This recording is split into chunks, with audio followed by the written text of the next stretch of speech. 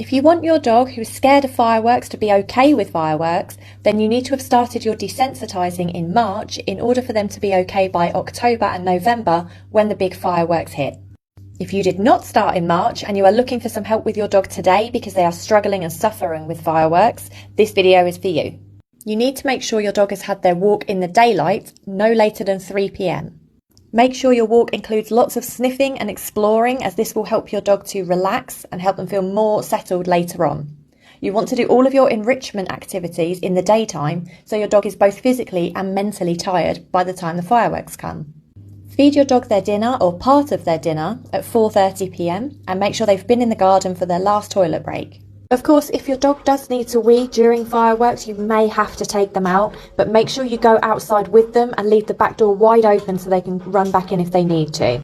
When you come in from the garden, put all of your lights on and close the blinds and curtains. This helps to reduce the amount of flashes that happen, and so your dog cannot see them outside. You're going to save all of your washing, tumble drying and washing up for the evening. Put them on continuously from 4:45 p.m.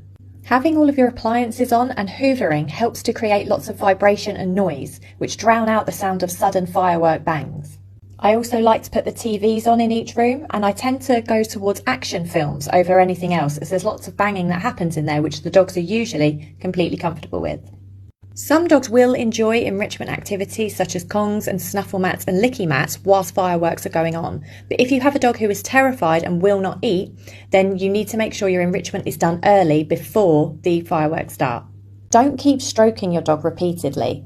If your dog wants to be with you, that's great. Let them sit on you or sit next to you and just keep a hand placed firmly on them. This will help them to feel safe. Some dogs find comfort in things that smell very strongly of their owner, such as their clothes, their beds and their sofas. So if your dog wants to lay on your bed or wants to lay in your clothes or dressing gowns, this may help them to feel safer. If your dog's safe space is in a different room or on their own, just make that area as comfortable for them as you can and make sure the lights are on so that they're not seeing the flashes. New Year's Eve is often the hardest time for dogs. This is because the fireworks over the last few months stop as the night goes on, whereas on New Year's Eve they all suddenly go off in neighbours' gardens everywhere and at big organised events at midnight.